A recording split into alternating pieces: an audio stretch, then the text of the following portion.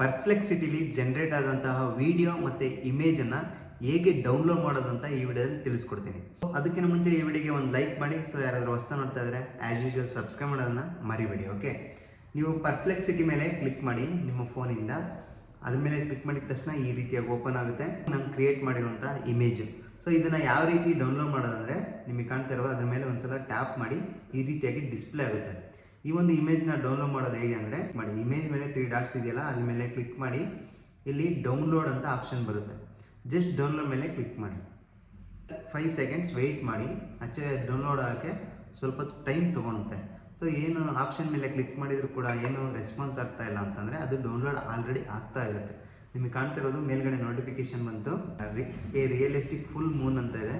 Just ಅದ್ರ ಮೇಲೆ click ಮಾಡಿದ್ದೀನಿ. Download completed. ನಿಮಗೆ ಕಾಣ್ತಾ ಇರ್ಬೋದು ಓಪನ್ ವಿತ್ ಆಲ್ಬಮ್ ಅಂತ ಇದೆ. ಜಸ್ಟ್ ಓಪನ್ ಮೇಲೆ ಕ್ಲಿಕ್ ಮಾಡಿದೆ, ನೋಡಿ ಇಮೇಜ್ ಡೌನ್ಲೋಡ್ ಆಗಿದೆ.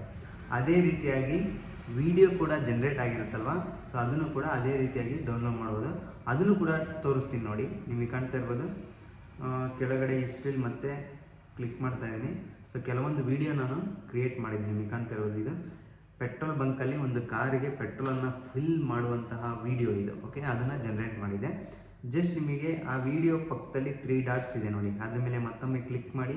ಡೌನ್ಲೋಡ್ ಅಂತ ಆಪ್ಷನ್ ಬರುತ್ತೆ. ಜಸ್ಟ್ ಡೌನ್ಲೋಡ್ ಮೇಲೆ ಕ್ಲಿಕ್ ಮಾಡಿ. ಸೊ ಡೌನ್ಲೋಡ್ ಆಯಿತಾ, ಅದ್ರ ಮೇಲೆ ಕ್ಲಿಕ್ ಮಾಡಿ. ಈಗ ಡೌನ್ಲೋಡ್ ಕಂಪ್ಲೀಟ್ ಅಂತ ಬಂತು ನೋಡಿ.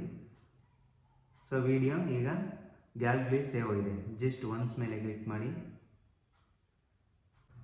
ವಿಡಿಯೋ ಕಂಪ್ಲೀಟ್ ಆಗಿ ಸೇವ್ ಆಗಿದೆ. ಈ ರೀತಿಯಾಗಿ ಪರ್ಪ್ಲೆಕ್ಸಿಟಿಲಿ ಕ್ರಿಯೇಟ್ ಮಾಡಿರುವ ಅಥವಾ ಜನ್ರೇಟ್ ಮಾಡಿರುವ ವಿಡಿಯೋ ಮತ್ತು ಇಮೇಜನ್ನು ಡೌನ್ಲೋಡ್ ಮಾಡ್ಕೋಬೋದು. ಸೊ ಈ ವಿಡಿಯೋ ನಿಮಗೆ ಹೆಲ್ಪ್ಫುಲ್ ಆಗಿದರೆ ಒಂದು ಲೈಕ್ ಮಾಡಿ. ಸೊ ಯಾರಾದರೂ ಹೊಸ್ತಾ ನೋಡ್ತಾ ಇದ್ದರೆ ಆ್ಯಸ್ ಯೂಶುವಲ್ ಸಬ್ಸ್ಕ್ರೈಬ್ ಮಾಡೋದನ್ನು ಮರಿಬೇಡಿ.